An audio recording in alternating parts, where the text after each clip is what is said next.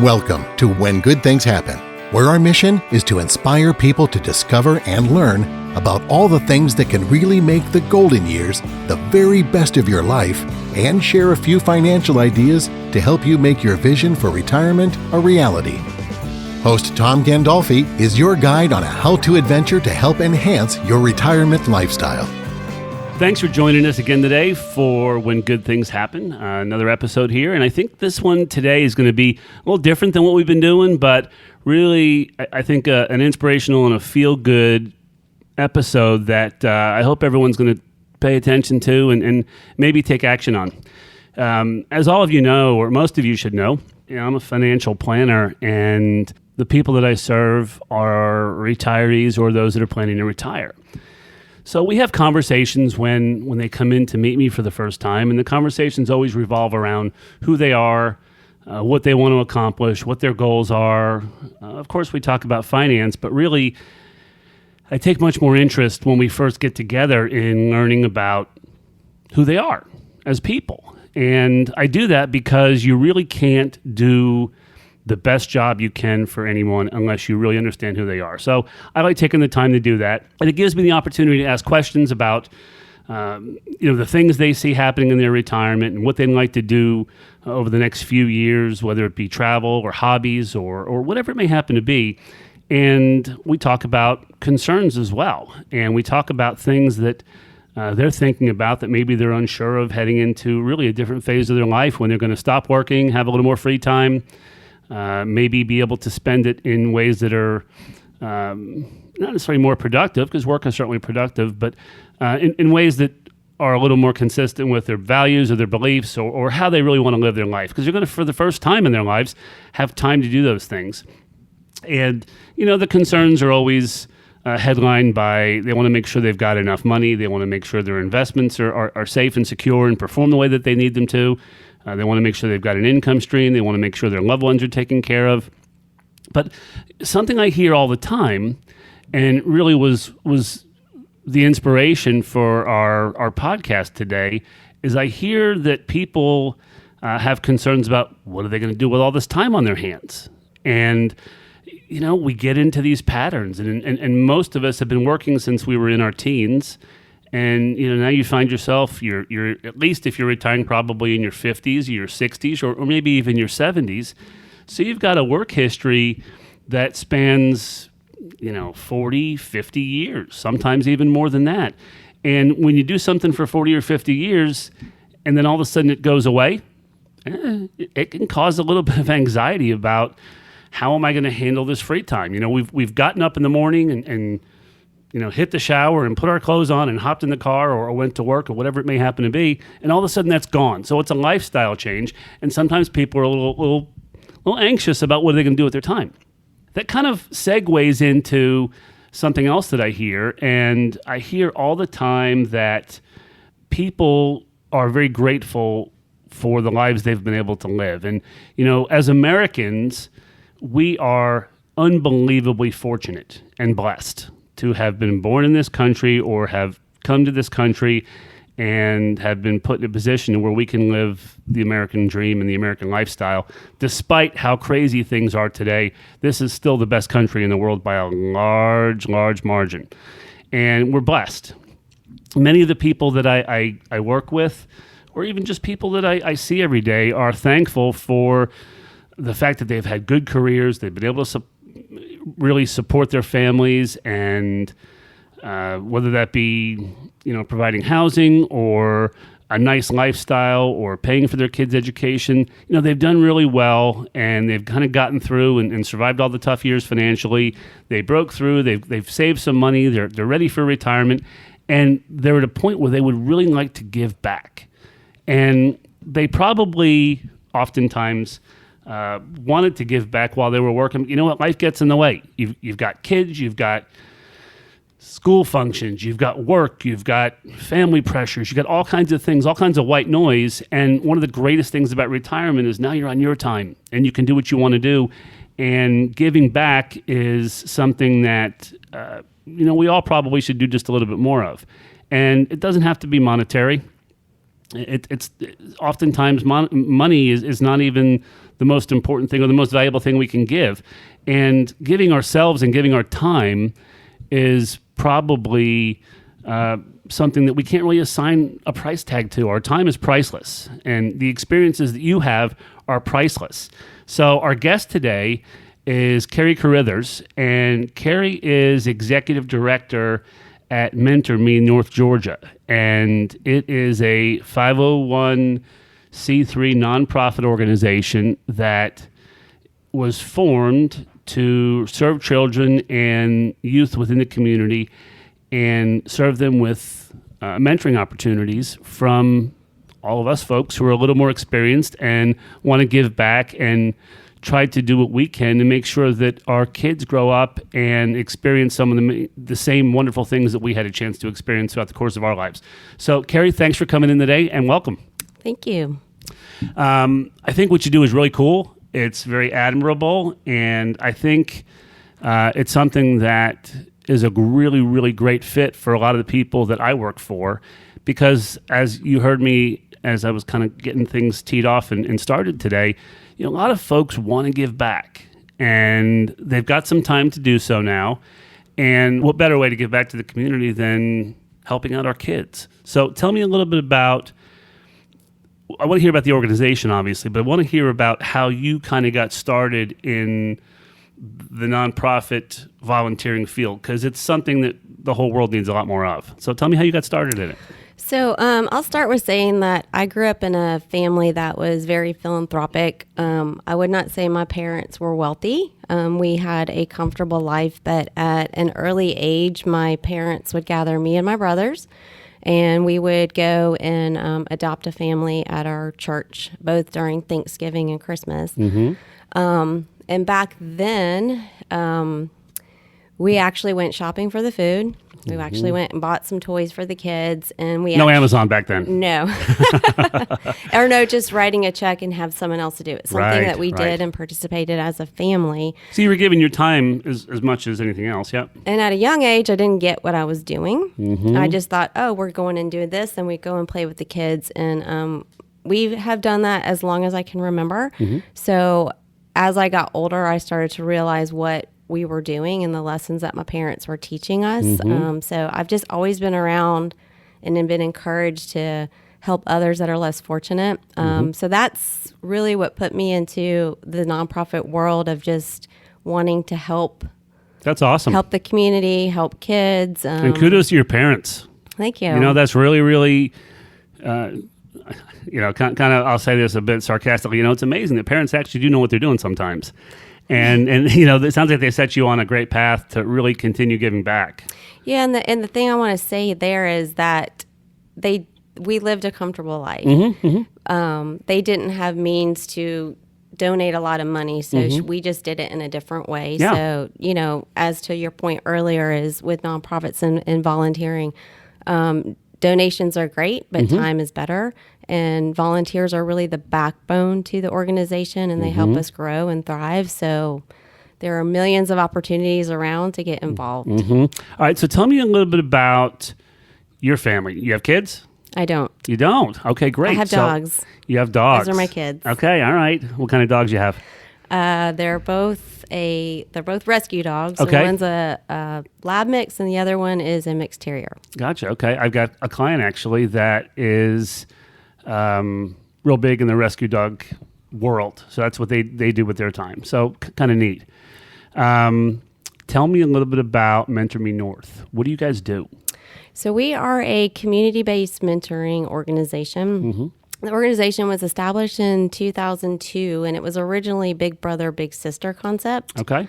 There is a program in our community called Leadership for Sight, and they saw a bigger need to do more mentoring and to be able to kind of make our own rules. Mm-hmm. So they, as a class project, incorporated us in 2008, and that's when we became Mentor Me North Georgia.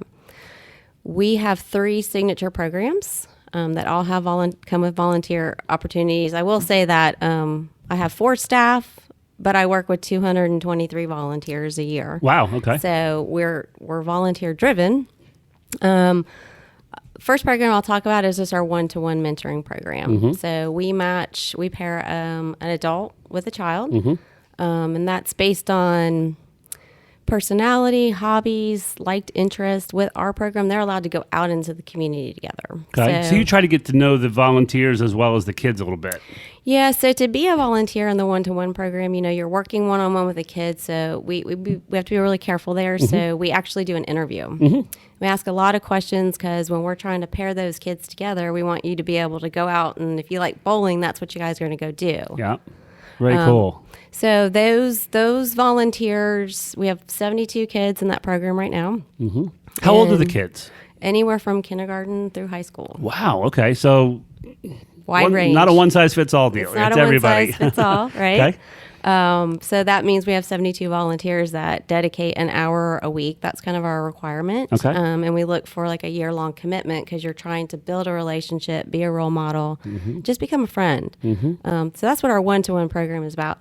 We have our mentoring after school, which is an elementary age program. And the kids that come here typically are underserved, low income. A lot of them come from families of Spanish-speaking parents. Okay. Yep. So they're struggling in school. So our focus there is really on literacy and math. And once again, just building that trust and relationship and just engaging with the kids. A little more educational than just kind of a fun and games friend type program. That one is definitely more educational based, and we're just trying to really increase their literacy skills and just have them overall be better in school. So that program, we run it at 5 different locations in our elementary system. And the last program is called Mentor Me Connect, and that's where we go into the high schools and we work with middle and high school students. And that program is really all based about healthy connections. We're trying to empower, equip students with life skills. Which middle schoolers and high schoolers really need. So we do club. It's a opt-in club, so they can come to the club. We run them during the school day, which is beneficial to us and to them, so they don't have to worry about transportation to come back. And then we just partnered with East Forsyth High School, which is a brand new high school where all I've heard since we've gotten kind of through COVID or still in COVID is more mentoring, that these kids have been isolated and they're coming back and they're socially awkward and they don't know what to do. Well, they kind of lost their identities over the last year or two. I mean, we're talking about formative years when we really become who we are going to be. And they've been isolated at home in front of a computer screen for 6 or 7 hours a day or more. It's kind of, I can see that for sure. So we're piloting a program there now where we do our monthly club. And then we come back each week and do small groups. So we're taking the larger group of kids and breaking those down into smaller groups where we're working on a monthly theme and just kind of reinforcing that. What kind of themes are you working on? Can you share a little bit of detail there? So, one of it is friends. How do you choose your friends? How do you get the right people in your circle? Important. That's an important life skill for sure. Yeah.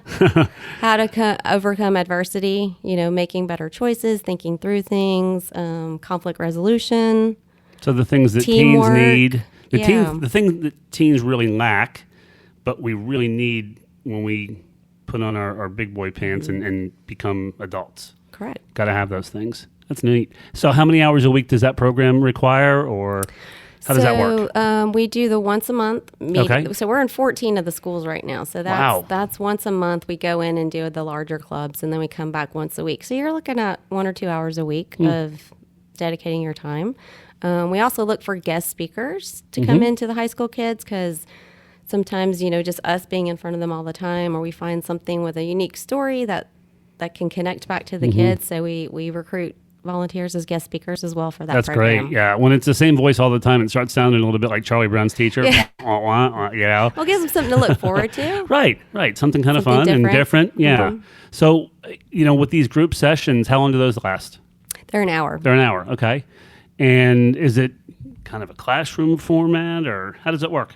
So, it's in the classroom format. And we typically start out with some type of group interactive ice-breaking game. We do a lot of like minute to win it games. If you're familiar with that. Yeah. It just kind of gets the kids kind of going Yeah. and excited. High school kids, or really anybody, people are motivated by food and snacks. Oh, yeah.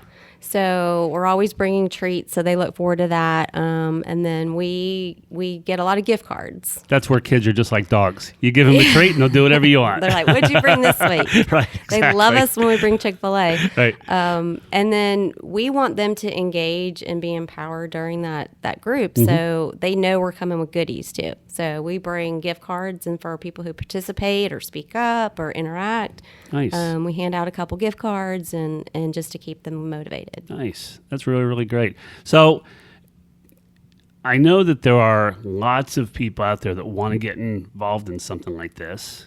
But, as with anything, whether it be mentoring or volunteering or, looking for a new job or buying a home, the first step's always the hardest. So what's the first step? How does someone get involved either with your organization or any other volunteering type opportunity? How do people get involved? Well, Where do you start? so I think you start with, you got to identify what your passion is and what you want, where you want to make your impact. Or, I see people who come in and volunteer because they want to learn a new skill. People sometimes volunteer just because it's a social thing and they can interact and network. So I think the first step is really just figuring out what it is that speaks to your heart. And there's plenty of opportunities out there outside of Mentor Me, just figuring out what that is and then seeking out those opportunities. How would they get in touch with Mentor Me? I mean, you guys have a website or how would they get in touch with you? Yeah. A website. Honestly, on our website, you can click a button and it takes you out to a volunteer interest form, and they fill that out and we receive that. And then once we get that, we kind of narrow down, out of the 3 programs, we have a conversation with them. And then we just bring them in to face-to-face, just kind of talk it through and figure out, some people want to go this way, some people want to do this. Some people don't have as much time commitment as others, so we just kind of try to line them up with what would suit them best. That's great. I mean, one of the greatest things about what I do is I get to meet all kinds of interesting people. And they have great stories, they've got great backgrounds. And I would love for some of the people that I work for to share that with others. Because, I'm always fascinated. I enjoy talking to my clients. We all get along.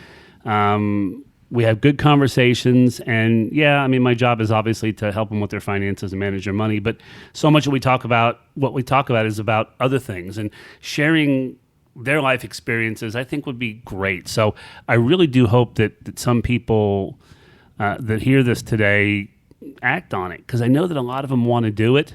But again, that first step is tough. So do you have a website? Yes. Okay. Can you tell me what the website is? MentorGeorgia.org. Okay. MentorGeorgia.org. And I guess there's groups that are outside of North Georgia as well. Is that true? So we go a little bit into Hall County and a little bit into Dawson, but we're really heavily focused on Forsyth County. Okay. All right. Is the website the best way to contact you? Yeah, or email, social media, however. All right. However you want to do that. You're on Facebook? We're on Facebook, Instagram, LinkedIn. Okay. And just Mentor Me is how they would find you? Okay. All right, good. So make your notes for anybody who wants to reach out, and I hope that some do. So you mentioned that there's other things and other groups as well, and today I would really want to focus on what you do because you've come in today. But there's probably other programs as well that people can get involved in, and I'm sure with the background that you have, you're obviously most interested in the group that you work with, but your motivation, I assume, is probably just to get people involved somewhere. Yeah, and that's a great thing. So are there any other groups in the general area that you might in take your the hat to just a little bit? nonprofit world here in Forsyth County, we all collaborate together. So sometimes somebody will come across to me and I'll be like, okay, this is just not a right fit for you. So we refer back and forth within the organizations. And when I think of, if you ask me the top reasons to volunteer or places to go. So the first thing that comes to my mind is like food insecurity. So a lot of people are wanting to participate in food drives. There's Meals by Grace. There's the Place of Forsyth to help in that kind of area. There's also like United Way does a day of giving. So, if you still want to give back, but you can't commit an hour a week, there's once a year kind of big events where they do stuff like that. I also think that kids is another area, Definitely. Youth the soccer, kids are the future. Youth soccer programs, volunteering within the schools. There's just endless opportunities with kids. And then another soft spot is seniors itself, going into senior centers and doing arts and crafts and reading. And like all of the senior centers around here would love to have other seniors come in and just so they can have conversation. Right, absolutely. Just looking for someone to keep them company and spend a little time with them. Yeah, I see that all the time as well. I think what people think is if I'm going to go volunteer, it's going to take a lot of my time. So like with our organization, you're talking an hour a week. Yep. So it's not so much. If you put it in that perspective, an hour a week, I think most people can fit that into their schedule. Yeah, I would say so. So within your organization, do you allow people to do more than one program? Yeah. Or they can do more than that? Yeah, I've got people that mentor after school and do one-to-one. Very cool. That's great. It's really, really good. So we're coming into the time of year here where I think we all probably start thinking a little more about giving. We should think about it 12 months out of the year, and I think some of us do, but life gets in the way. We get busy. We start doing our things. But as we kind of head towards the end of the year here, it means different things to different people, obviously. But it's a great time to get involved. And you mentioned earlier the challenges that we've all had over the last couple of years with all of this shutdown and the way our lives have changed in general. But kids in particular have really been affected. They really have. And unfortunately, or maybe fortunately for some people that like it, I'm not a big fan of social media. I'm just not. I think it's changed the way that kids interact with each other, and I think it's changed the way they grow up and the way they see the world, and it's not great. And over the last couple of years, I think that's become even more of a concern because they spend even more of their time either looking at the screen on their phone or their screen on their computer. And anything that we can do to kind of help them get back to some sense of normalcy and recognize that there actually is a bright, beautiful world out there that we can enjoy that's beyond our phone is really, really, I think, really, really helpful. So I think it's a good way to go. And if any of you are thinking about this, but you don't know if you'll be good at it or you don't know if you're qualified, what would you tell those people? I don't think you can go wrong volunteering. I agree. I mean, it's you're helping others, and everyone can add something unique. We're all different. We all have different perspectives and something we can add. So it's not about being good or not being good. It's just about giving your time and sharing your experience and learning a new skill. Yeah, it doesn't have to be something that you're an expertise in. Yeah. Like we can teach you, we can help you. Right. Got to start somewhere. And I think that if you look at your life, a lot of volunteers, something happened to them at some point, or they had an experience or a great experience. So I would just encourage your listeners to think about that. Like, what is something in your life that changed you, or spoke to you, and dig deeper to that and see if you can't connect that kind of passion with an organization to volunteer. Yep, I love that. That's really, really good. All right, so let's hit it one more time. How can they get in touch with you or your organization if they want to volunteer on your website? What's the website again? MentorGeorgia.org. Easy enough. And how can they find you on Facebook? Mentor Me North. Okay. I think those are probably the two primary areas of contact or points of contact that the people that are listening to this would probably use. So website's probably the best way, and you can just click a button and it sends us a general email and we can get in touch with you that way. That's perfect then. Yeah. That's awesome. So again, if you're listening, I encourage you to do it. I'm going to try to get involved with myself, and I don't know if it'll be as a guest speaker, if you'd like me to do that at some point. But I'd be happy to try to pitch in and help a little bit. So I will do that, and I hope that some folks that are listening do as well. So that's going to wrap it up for today. Thank you for coming in. Thank you for the opportunity. Absolutely. And I tip my hat to you. Thank you for doing this. I think people that, kind of take the approach of giving back and volunteering are really valuable in our communities and our lives. So thank you for doing that and giving your time. Really, it's very important. Thanks for joining us today for this episode of When Good Things Happen. Hope you enjoyed it. A little different take today, kind of a feel-good thing, and hopefully inspirational, and will encourage some of you to, go give back some of the good fortune you've had and share some of your life experiences. Again, I've said it already. The people that I work for are really great people. I appreciate them more than they'll ever know. I love spending time with them. They've got great stories. They've got great backgrounds, and they're great people. So I know that they can really make a positive contribution. So I encourage you all to do that. So again, thanks for listening. Hope you enjoyed it today. We've got more shows coming up. Please go on and subscribe to our podcast on any of the sources that play podcasts, whether it be Spotify or Google Play or whatever. But keep tuning in, and we'll try to come up with some more fun stuff for the future. Have a good one, everyone. Thank you for listening to When Good Things Happen. If you enjoyed today's show, visit whengoodthingshappen.com to share your retirement lifestyle dream, access information about our guests, and sign up for our newsletter. Be sure to rate and review us wherever you listen to your favorite podcasts. Three Bridges Financial Group is an independent financial services firm that utilizes a variety of investment and insurance products. Investment advisory services offered only by duly registered individuals through AE Wealth Management LLC, AEWM. AEWM and Three Bridges Financial Group are not affiliated companies. Investing involves risk, including the potential loss of principal. Any references to protection, safety, or lifetime income generally refer to fixed insurance products, never securities or investments. Insurance guarantees are backed by the financial strength and claims-paying abilities of the issuing carrier. This podcast is intended for informational purposes only. It is not intended to be used as a sole basis for financial decisions, nor should it be construed as advice designed to meet the particular needs of an individual situation. Three Bridges Financial Group is not permitted to offer, and no statement made during this show shall constitute as tax or legal advice. Our firm is not affiliated with or endorsed by the U.S. government or any governmental agency. The information and opinions contained herein provided by third parties have been obtained from sources believed to be reliable, but accuracy and completeness cannot be guaranteed by Three Bridges Financial Group.